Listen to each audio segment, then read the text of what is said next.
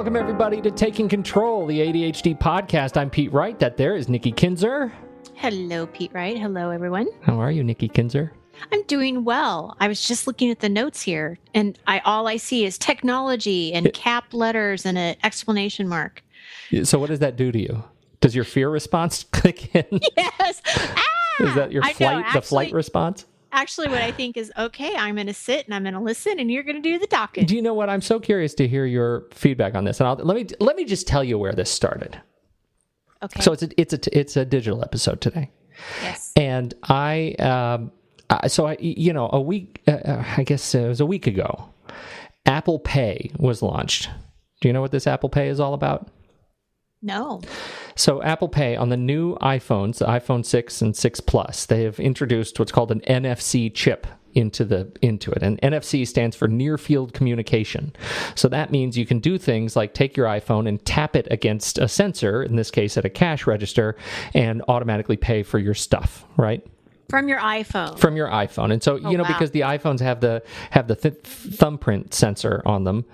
And so you just rest your thumb on the thumbprint sensor and you tap the iPhone on an equipped cash register, and suddenly you've paid for things, right? It's really quite magical. And it's something that, Google Wallet has had for, I think, 2 years now, NFC payments. So it exists here, but, we're really a credit card centric kind of a nation. And so while Asia has had contactless payments for years, we're just kind of getting it. And in 2018 or October 2015, the law is going to change, and a lot of retailers are going to have to upgrade their technology. So we're going to see this roll out over the next years. It's really hot.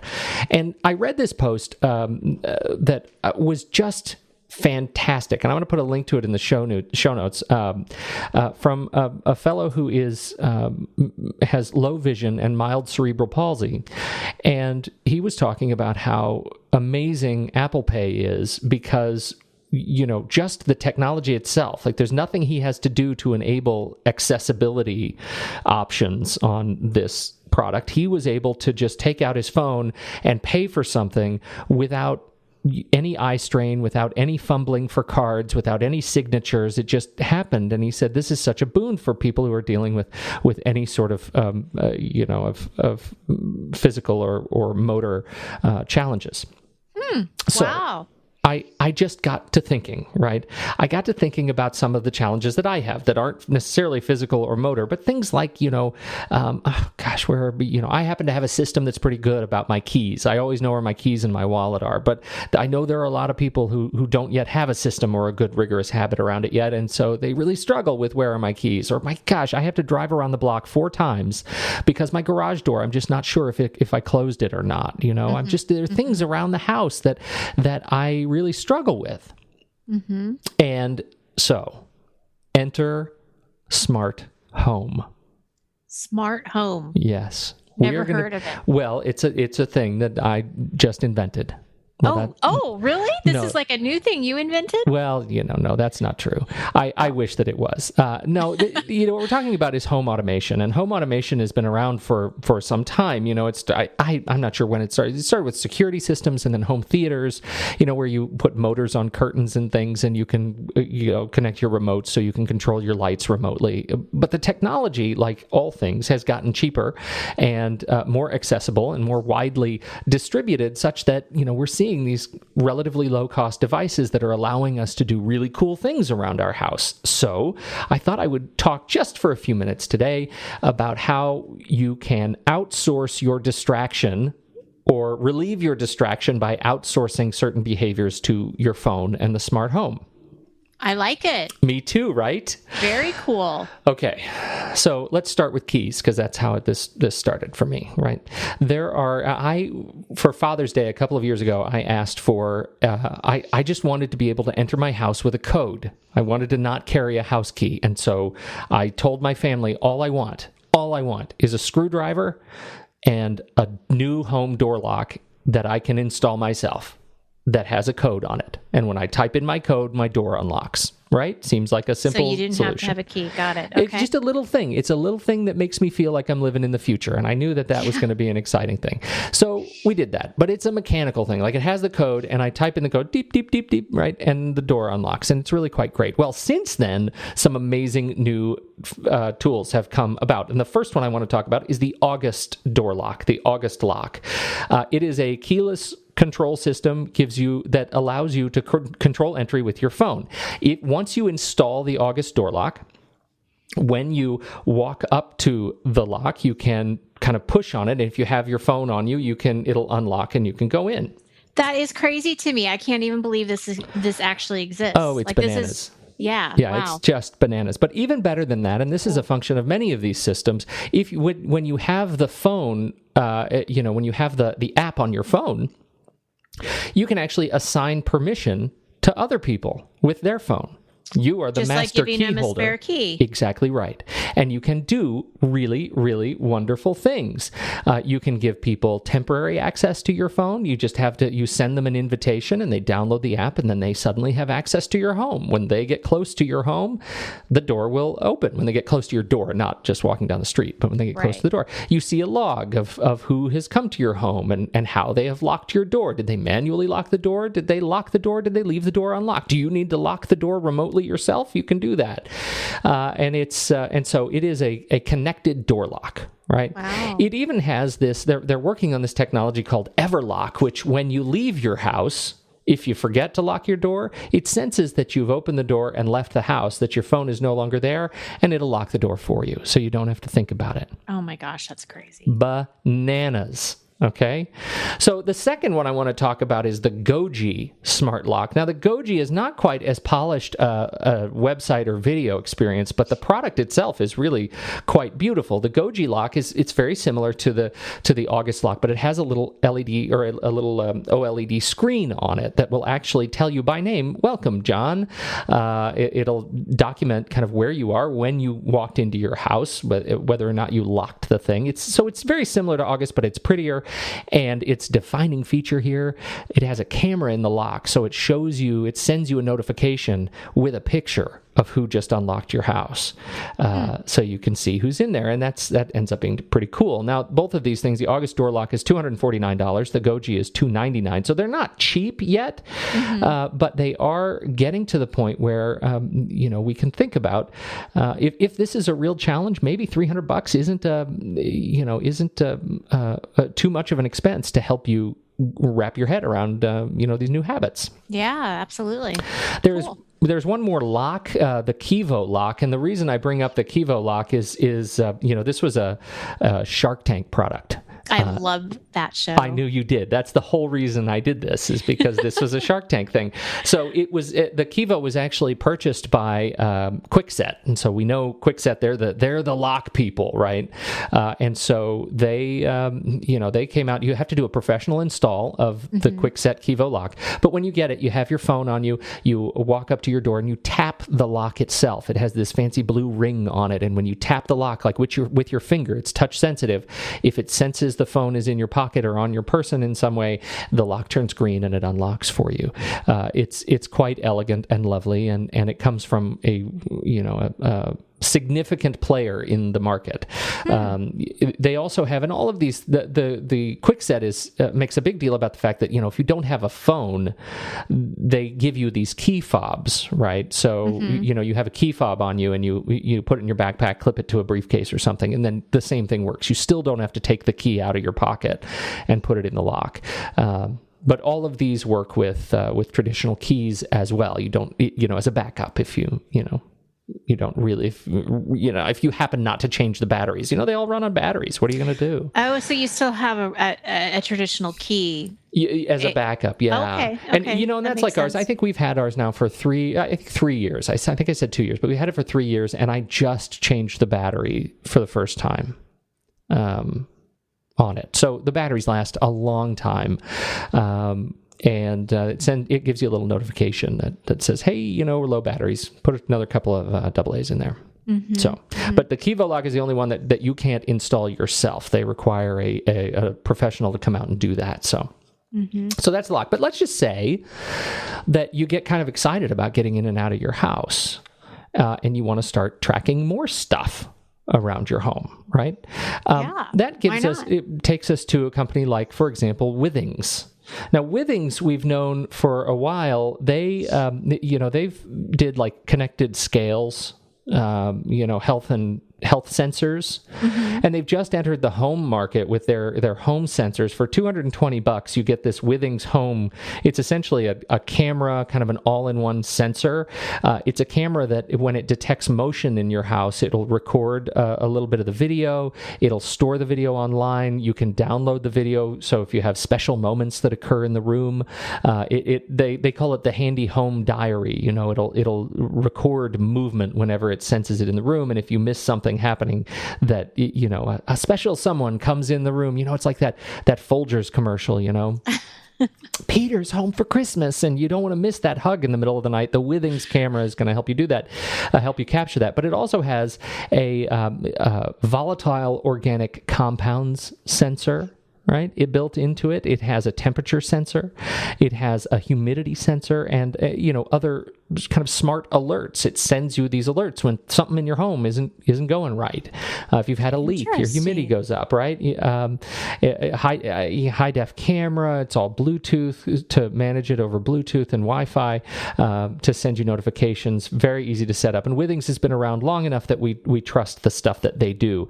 The other really cool thing is that it's IFTTT connected. We've talked about IFTTT. If this, then that is an online service, right? Where you can say, if this, not that. If the humidity on my Withings sensor registers that it goes up, send me an email and a text message to notify me. Or if the temperature sensor goes up, presumably you can then have another if this, then that, thermostat turn your air conditioning on so your pets don't bake, that kind of a thing. So we'll talk about that in just a minute.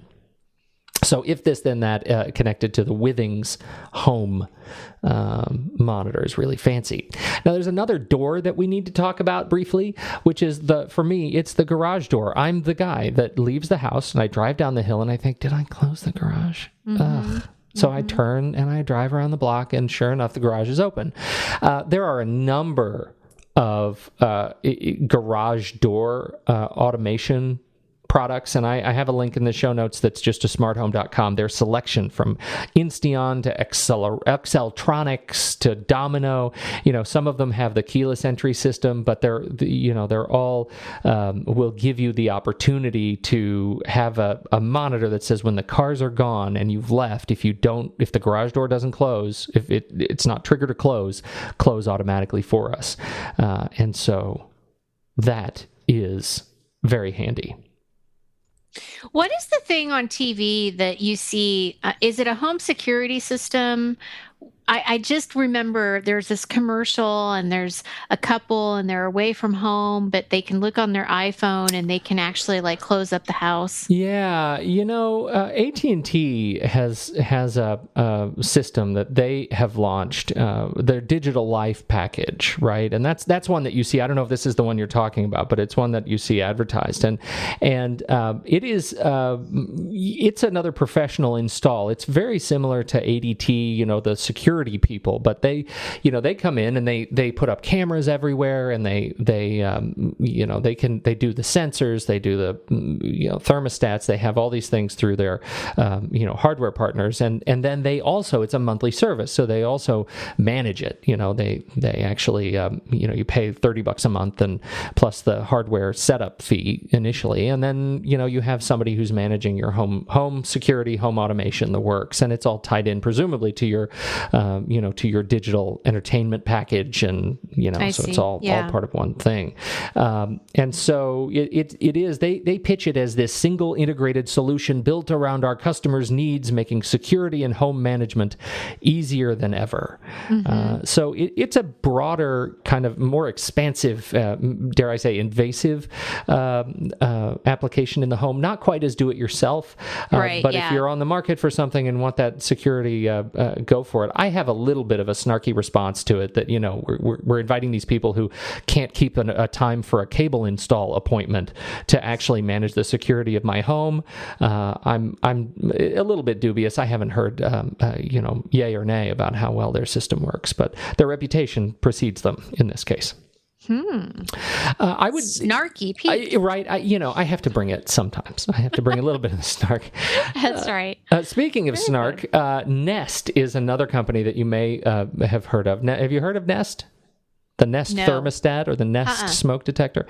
So Nest was a fantastic product. It was started by a former Apple product guy, who decided, I want to take the everyday objects in our home that people don't think about that often, and I want to make them good enough, nice enough, smart enough that we do think about them. And he started with the thermostat. So he created the Nest Learning Thermostat. And the Nest thermostat is really fascinating. The idea is you turn it on, you plug it into your house, right? You put it on the wall, and it's got this beautiful sort of glowing screen, and you set the temperature however you want it for whatever time of day. And over the course of a few days, it learns your habits, right? It learns your, where you like the temperature based on time of day, time of year, etc. And it will begin to set the temperature in your house accordingly without you having to intervene. Cool. You can also manage it, obviously, on your phone. So you can be sitting in bed and you're like, oh, it's cold, or I want the heat to turn on a little bit earlier tomorrow morning when I wake up. You can log into your thermostat and you can actually control it that way. They have recently launched a smoke detector as well, and it is a smart smoke detector that actually monitors other functions in the house. And so there's some great options around the Nest. They actually call it's not the smoke detector, it's the Nest Protect, and it it's designed to give you word about not just smoke, but it's a carbon monoxide detector too. Do you have one of those in your house? Yes, we do. Yeah, so it would help replace that. You can put them in your kids' room, that kind of a thing. It also has an alert light. It also starts screaming at you, there's smoke in the living room. So it's really very fancy, and I have heard some positive things about this. Nest was recently purchased for, I think $3 billion. So between $2 and $3 billion by Google. So that speaks, I think, to the interest in this home automation market. Google is certainly interested in this. So that's it's going to be an interesting market. And Nest, I think, given their design philosophy, it really is quite beautiful. It will be interesting to see how it works. When you get these two things together, for example, when you get the Nest thermostat and the Nest Protect, they work together. They're on the same network. So if, for example, carbon monoxide is detected by the Nest Protect, your thermostat automatically turns off any gas furnace that you have in the home, and so they tend to they've thought of a lot of things. A lot of little details here that make for an interesting product. So that's Nest. Okay, two more to talk about. The Belkin Wemo. This goes, now we're getting back into some DIY stuff, right? The Wemo is from the company's Belkin. We've known Belkin for a long time. They're an independent manufacturer of peripherals, and they have put together these. It's sort of a plug-in model. So you buy these switches, right? These little outlets, and you plug them into your outlet, and then you plug a lamp into a Wemo outlet in your living room, and then that lamp shows up on your phone, so you can turn the lights on and off, right?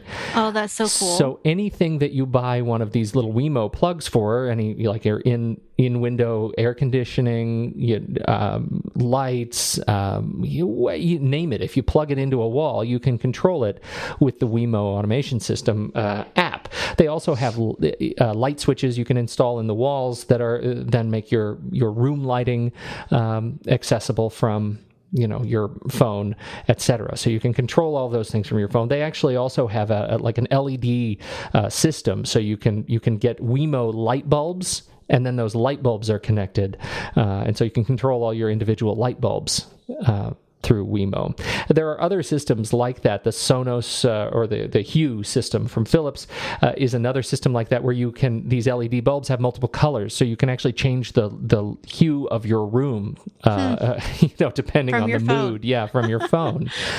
So anyway, that's the Wemo, and it is the. Wait, honey, just a second. Let me get my phone out to get candlelight. Exactly. I gotta set the mood and the music, and suddenly you spend all your time on your phone.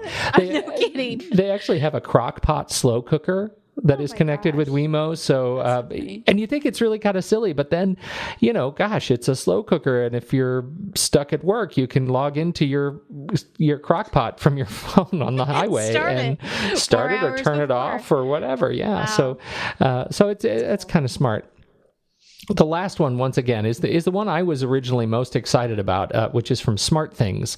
SmartThings, I think, has the most robust set of plugins. It's very similar to the Wemo in that you end up first buying a hub for $99, and then you get whatever you want to control. You get a gadget that controls it, right? So, you start with your hub, and you can work with, lights. You can work with motion. You can work with moisture.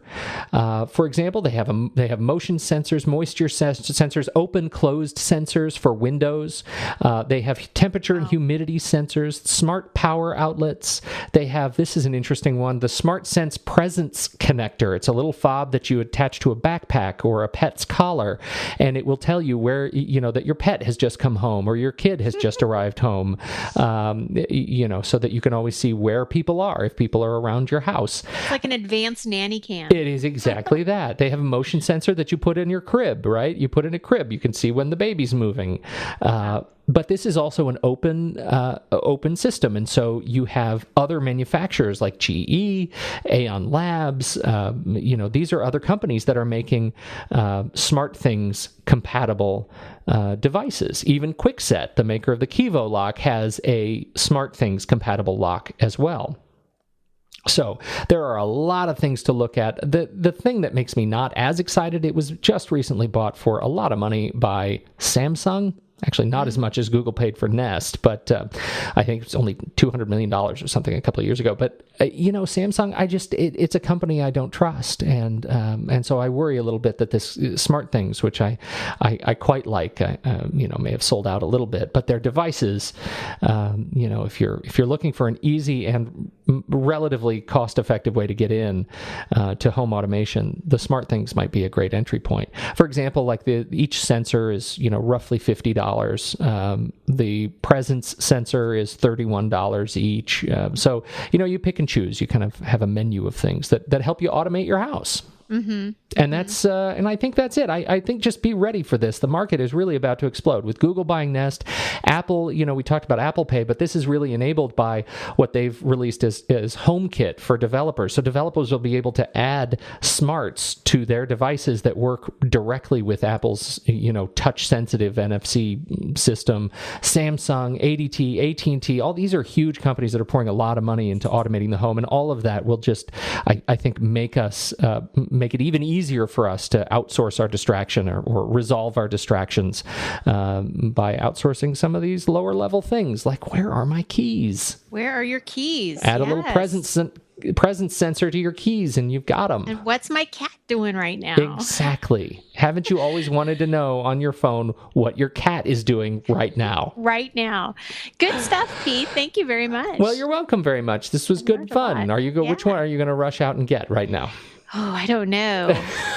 I'm going to start with SmartThings. All right, fair enough. I want to hear a report. Although I also kind of like the August door lock too, because that would be really handy. It is really handy. That one's the thing I was most excited about, was this automated door lock. It's really fancy. I think it might be time to upgrade ours. Yeah. We should get a report on your husband's phone, shouldn't we? It's still sitting in rice. Okay, so he did this. He got in a hot tub with the phone in his pocket. Is that right? Is that how the story went? Yes. I don't mean to out him on the show, but I have to. Yeah, we're outing him. He's not going to be real happy about that. No, I don't think he listens to the show, so I think it's okay. Yeah, we were all in the hot tub, the four of us, and all of a sudden he just gets out really fast. I'll bet he did. I'll bet he did. He doesn't say anything. He just gets out. And I'm like, okay, so I guess you're done. And he's like, yeah, my phone is in my pocket. And my son, Jaden, no, you're kidding. You're not. No. And he's like, no, I'm not kidding. I'm very serious. And Jaden kept saying, no, you're kidding. And Brad's like, no, I'm very serious. And he like left. And then they're trying to find rice. And apparently I didn't have a lot of rice left. And so they're just digging through the pantry, trying to get all of the rice that they can. And I had just bought these, because we have this like natural, it just opened. I can't remember what it's called, but it's like a natural, store, it has all organic and natural food. And I'd bought like 3 things of rice from the store, and they're not exactly cheap. Right. So he used your fancy organic rice? Oh, yeah. He used the fancy organic rice, and I'm in there. I'm looking in the kitchen, and I'm like, oh, you didn't use those. Oh, yeah, he did, because that was the only rice that he was, that we had. And well, to be fair, your fancy organic rice is still cheaper than a new phone. Well, that's what he said too. He's like, I think my phone is more important than the organic rice. I'm like, okay, fine. Poor guy.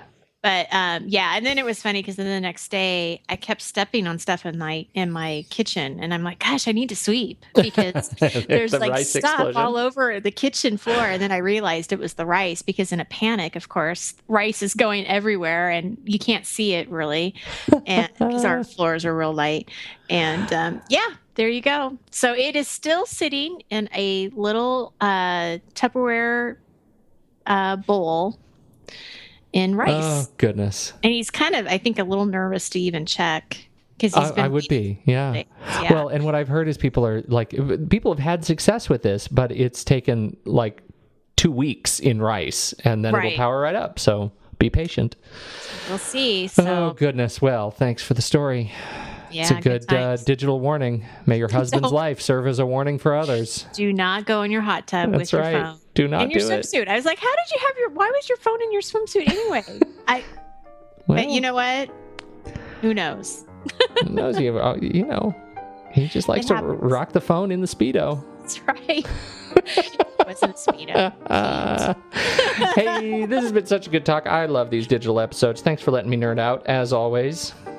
Very good. I've always learned stuff. I had no idea that any of this existed, so I appreciate it. Thank you very much. Brave new world indeed. If you want to learn about more about this show, head over to takecontroladhd.com. You can subscribe to the podcast for free, get all the other goodies that we offer over there. So thanks, everybody, for listening and downloading, and your continued wonderful comments and nice things that you say about us on iTunes. We sure appreciate that. On behalf of Nikki Kinzer, I'm Pete Wright.